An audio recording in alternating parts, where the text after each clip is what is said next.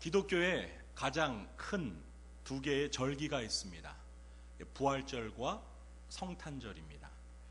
우리 신앙의 선조들은 이 두 개의 중요한 절기를 의미 있게 지키기 위해서 나름의 전통을 만들었습니다.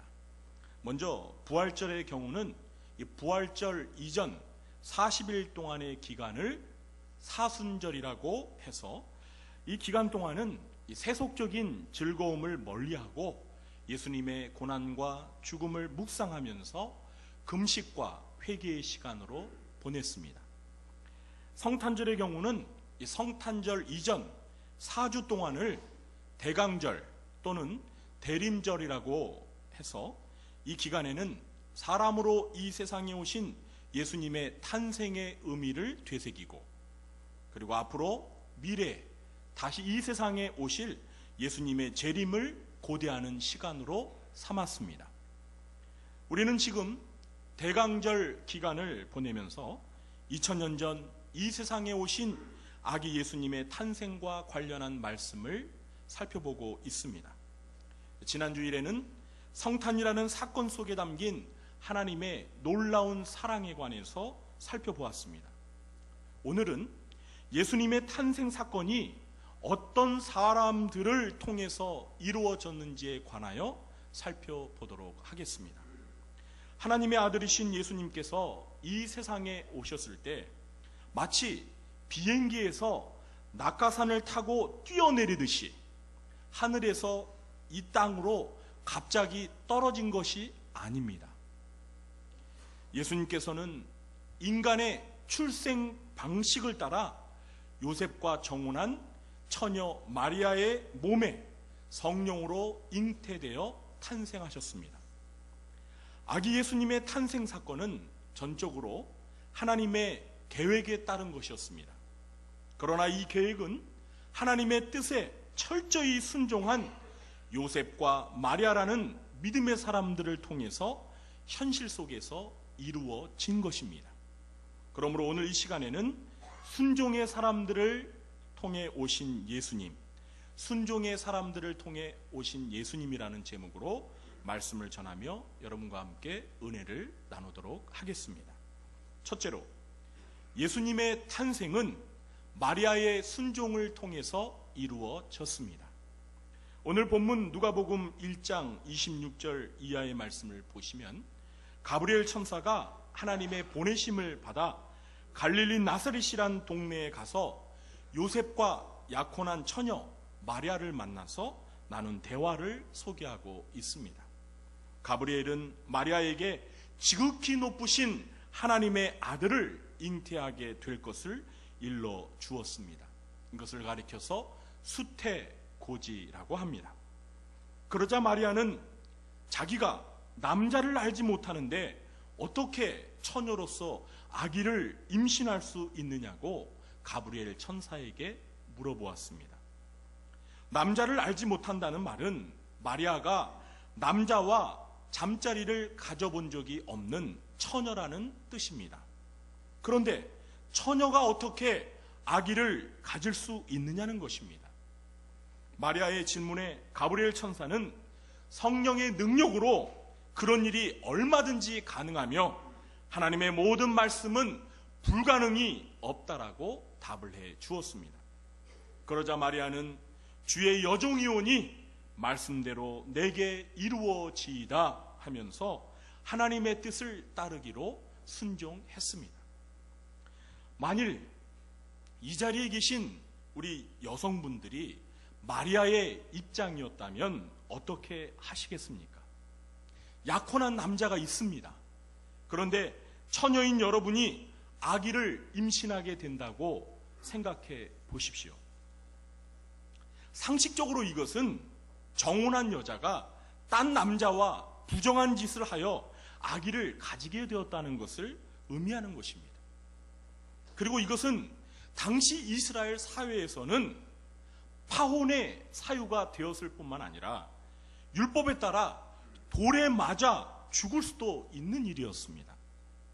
다시 말해서 마리아는 사람들의 오해와 손가락질 그리고 목숨의 위협까지 감수해야 했습니다. 그러므로 이 모든 것을 감안해 볼 때 마리아가 하나님의 뜻에 따르기로 순종하기란 결코 쉬운 일이 아니었던 것입니다. 그러나 마리아는 순종했습니다. 이렇게 아기 예수님의 탄생은 마리아의 순종과 희생적인 헌신을 통해서 이루어진 것입니다. 천주교에서 마리아를 성모라고 부르면서 지나치게 높이는 것은 잘못되었고 문제가 있습니다. 그러나 분명한 건 마리아가 모든 성도에게 본이 될 만한 신앙의 인물이라는 것은 틀림없는 사실입니다. 둘째로, 예수님의 탄생은 요셉의 순종을 통해서 이루어졌습니다. 아기 예수님의 탄생에 있어서 이 마리아의 순종만큼이나 아름다운 순종의 모습을 보여준 또 한 명의 사람이 있었습니다. 그가 바로 요셉입니다. 마태복음 1장 18절 이하에서 요셉은 자기와 약혼한 마리아가 임신하였다는 소식을 전해 듣게 됩니다. 이것은 파혼의 조건이 되는 매우 불쾌한 소식이었습니다. 요셉은 이 소식을 듣고 어떻게 반응을 했죠? 이 자리에 계신 남성 여러분, 만일 여러분이 요셉의 입장이라면 이런 상황에서 어떻게 하시겠습니까? 우선 이 마리아의 임신 사실에 커다란 충격과 실망을 맛보았을 것입니다. 아마도 요셉도 분명 그랬을 것입니다. 이스라엘 사회에서 대부분의 남자들이 이런 상황에 놓이게 되면 율법에 따라 마리아의 임신 사실을 폭로하고 그녀를 돌로 쳐 죽이려고 했을 것입니다. 그러나 요셉은 그렇게 하지를 않았습니다. 그는 마리아의 임신 사실을 공개적으로 드러내지 아니하고 조용히 파혼하려 했습니다. 그는 마리아와 그의 태중에 있는 아기를 죽이고 싶지 않았던 것입니다. 그런데 그때 주의 천사가 요셉의 꿈에 나타나서 마리아의 임신이 성령으로 된 것과 그 아기가 자기 백성을 죄에서 구원할 자이심을 가르쳐 주면서 마리아를 아내로 맞이하도록 지시했습니다. 자, 이때 여러분이 요셉이었다면 어떻게 하시겠습니까?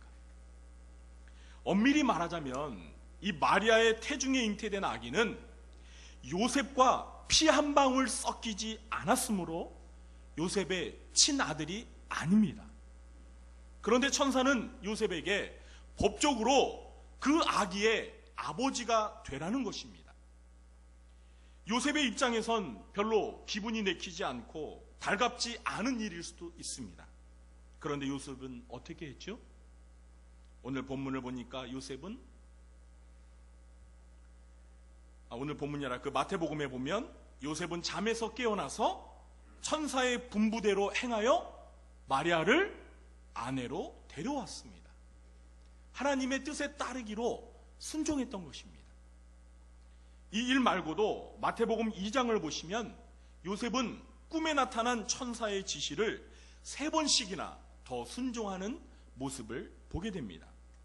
먼저 마태복음 2장 13절에서 요셉은 꿈에 천사로부터 헤롯이 아기 예수를 찾아 죽이려고 하니까 애굽으로 피신하라는 말을 듣고 한밤중에 일어나서 마리아와 아기를 데리고 애굽으로 급히 피신했습니다. 또 마태복음 2장 19절에서는 이 헤롯 대왕이 죽은 후에 천사가 요셉의 꿈에 나타나 아기와 그 모친 마리아를 데리고 이스라엘 땅으로 들어가라는 지시를 받고 그대로 순종했습니다. 그러나 22절에서 헤롯의 아들 아켈라오가 그의 부친을 이어 유대의 임금이 됨을 듣고 유대 땅으로 가기를 두려워하자 또다시 꿈에 천사의 지시함을 받아 갈릴리 나사렛 땅으로 가서 살았습니다. 이렇게 요셉은 꿈을 통해 천사의 지시를 받을 때마다 군말 없이 무조건 순종했습니다. 요셉은 하나님의 명령이라면 무조건 따르는 순종의 사람이었던 것입니다. 이렇게 아기 예수님의 탄생은 하나님의 명령에 무조건 순종하는 요셉의 아름다운 순종과 헌신을 통해서 이루어진 것입니다. 사랑하는 성도 여러분, 여러분은 왜 하나님께서 당시에 이스라엘의 그 많고 많은 청년 남자와 여자들 중에서 유독 마리아와 요셉을 아기 예수님의 육신의 부모로 하나님께서 선택하셨다라고 생각하십니까? 그 이유가 무엇일까요? 저는 그 이유가 그들이 누구보다도 하나님의 말씀에 철저히 순종하는 믿음을 가졌기 때문이라고 확신합니다. 하나님께서는 어떤 사람을 사용하셔서 하나님의 뜻과 계획을 이루어 가십니까? 바로 마리아와 요셉처럼 하나님의 말씀에 무조건 순종하는 사람입니다. 신구약 성경을 읽어보면 하나님께 쓰임받은 많은 사람들의 한결같은 공통점이 있다면 그것은 그들 모두가 순종의 사람이었다는 것입니다. 여러분, 구약의 의인 노아를 보십시오. 하나님께서는 세상에 죄악이 관영하게 되자 인간을 만든 걸 후회하시고 한탄하시면서 홍수로 세상을 쓸어버려서 심판하시고자 하는 계획을 세우셨습니다. 그리고 당시에 의인이었던 노아를 사용하셔서 노아와 그의 가족과 그리고 동물들을 구원하기 위하여 방주를 만들라고 지시를 하셨습니다. 그때 노아는 어떻게 반응했죠? 하나님의 지시에 따라 방주를 만들었습니다. 여러분, 그 방주의 크기가 얼마나 큰 줄 아십니까? 그 길이가요 거의 200m 정도 됩니다. 엄청난 큰 배입니다. 그런데 여러분, 노아 당시 때에는요 하늘에서 비가 내려서 홍수가 난 적이 없어요. 노아 당시 때는 사람들의 평균 수명이 수백 년을 살았던 그런 당시입니다. 그런데 그들은 하늘에서 비가 내려가지고 홍수가 나는 이런 걸 본 적이 없어요. 그런데 하나님께서 노아에게 홍수로 세상을 심판하시겠다, 그러니까 어서 방주를 만들어라, 이런 말씀을 하셨을 때 노아에게는 그 말이 사실 뜬구름 잡는 소리 같았을 것입니다. 그런데도 하나님께서 말씀하시니까 노아는 군소리하지 않고 네, 알겠습니다 하고 방주를 만들었습니다. 여러분, 믿음의 조상 아브라함을 한번 보시기 바랍니다. 하나님께서 아브라함에게 고향과 친척과 아버지의 집을 떠나서 하나님께서 보여줄 땅으로 가라고 말씀하셨습니다. 그때 아브라함은 어떻게 했습니까? 자기가 갈 바를 정확히 알지 못했지만 아브라함은 순종을 하고 고향을 떠났습니다. 여러분, 구리에서 얼마나 사셨습니까? 아마 구리에서 거의 평생을 살아오신 분들도 계실 것입니다. 그런데 어느 날 하나님께서 여러분들에게 짐을 싸고 구리를 떠나라, 내가 갈 곳을 앞으로 가르칠 테니까 무조건 떠나라, 이렇게 하시면 어떻게 하시겠습니까? 아브라함처럼 그렇게 짐 싸고 무조건 구리를 떠나실 수 있습니까? 여러분, 이게 쉬운 일이 아니에요. 물론 여러분, 우리나라 대한민국에서 이 도시에서 이 도시로 이사가는 그 정도는 할 수 있습니다.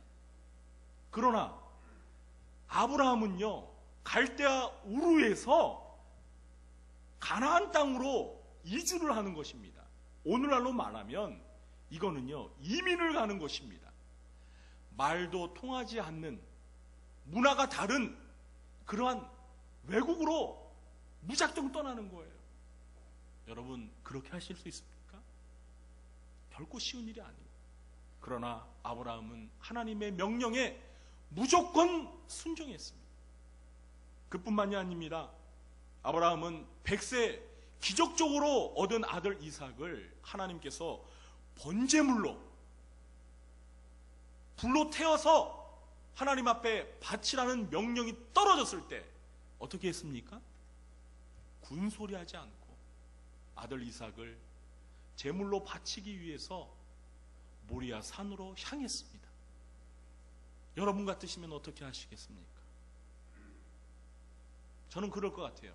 하나님, 나의 100세의 아들을 주실 때는 언제고 이 아들을 번제물로 바치라니요. 하나님, 혹시 하나님께서 조금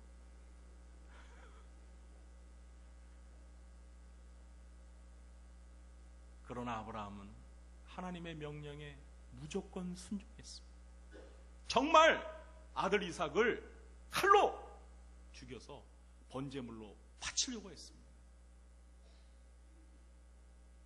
얼마나 아브라함의 동작이 미첩했는지 하나님께서 스톱!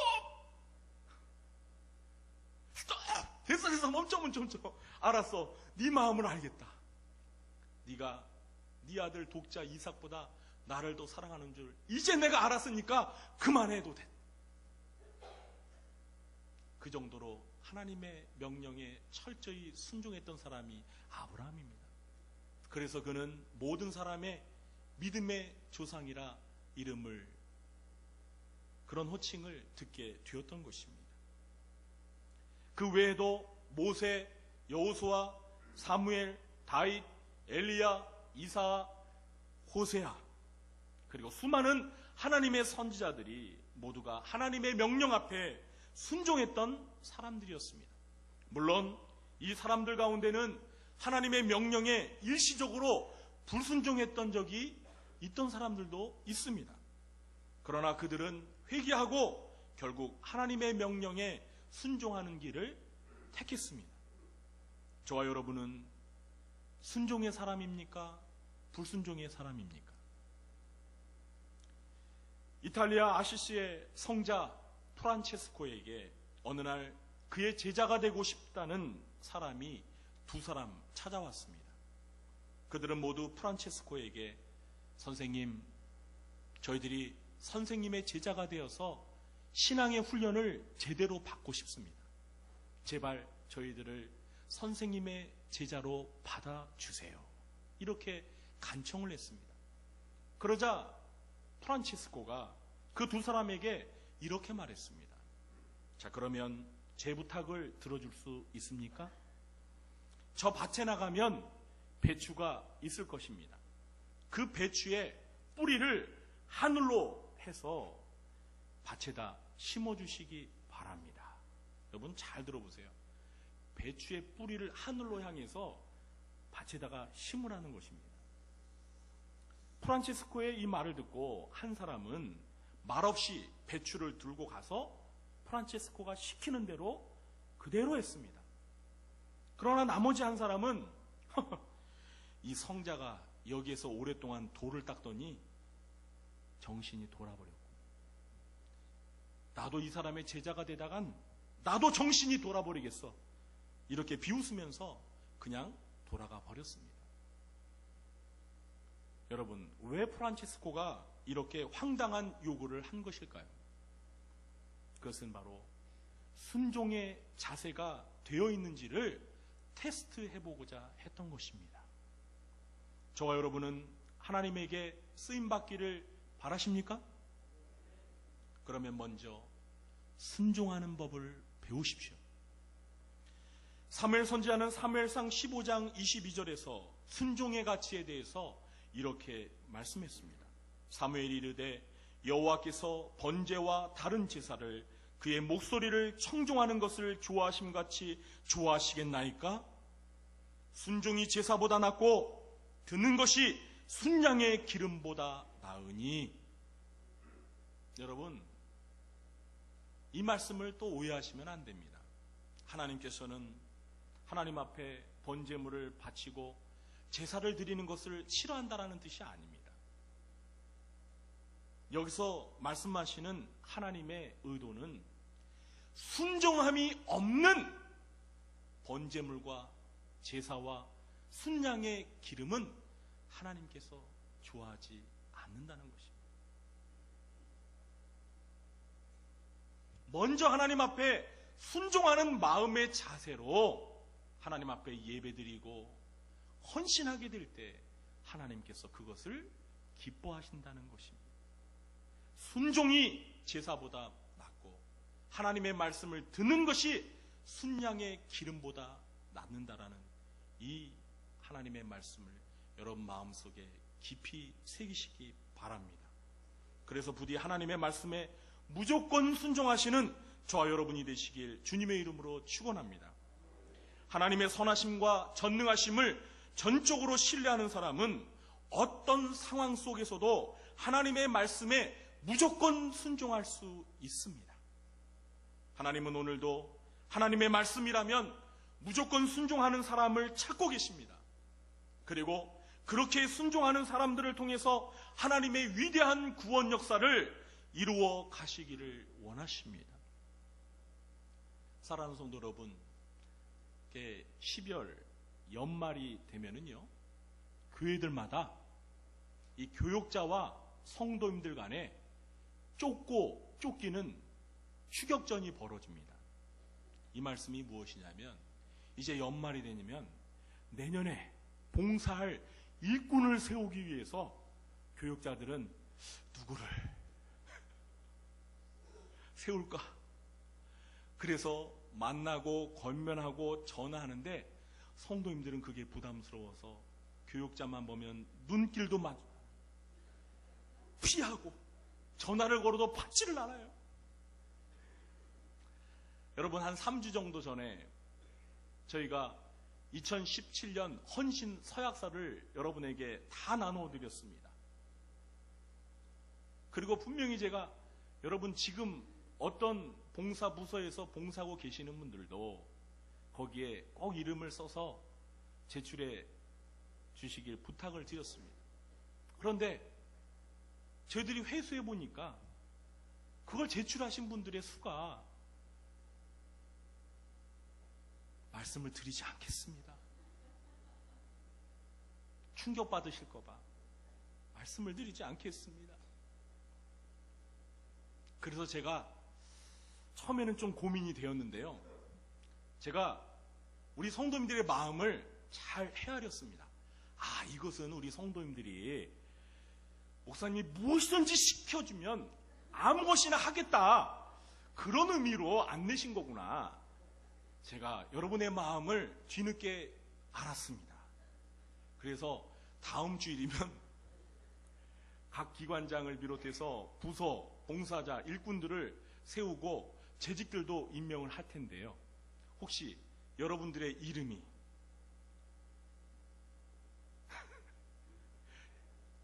여러분의 의사와 상관없이 기록되어 있더라도 무조건 순종하시기 바랍니다.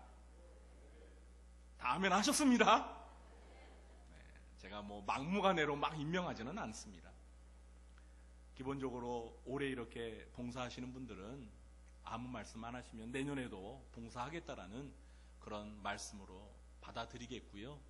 그리고 이제는 봉사를 하셔야 되는데 그냥 예배만 참석하는 정도로 신앙생활 하시는 분들 중에는 제가 임의로 좀 임명을 해서 봉사를 할 수 있도록 하려고 합니다. 부디 오늘 말씀에 등장하는 마리아와 요셉과 같이 절대 순종의 사람이 되셔서 하나님의 뜻을 이루어드리는 하나님의 거룩한 도구로 하나님 앞에 쓰임을 받으며 하나님 앞에 영광을 올려드리고 하나님이 주시는 복을 누리며 사시는 저와 여러분 되시길 주님의 이름으로 간절히 축원합니다. 기도하겠습니다. 하나님 아버지, 감사합니다. 주님의 성탄절을 앞두고 마리아와 요셉의 아름다운 순종의 신앙을 살펴보았습니다. 하나님 아버지, 저희들에게도 이렇게 하나님의 말씀이 주어지면 무조건 순종하는 믿음이 있게 해 주시옵소서. 그래서 하나님의 뜻대로 하나님 앞에 쓰임받는 저희들 되게 해 주시옵소서. 예수님의 이름으로 감사하며 기도하옵나이다. 아멘.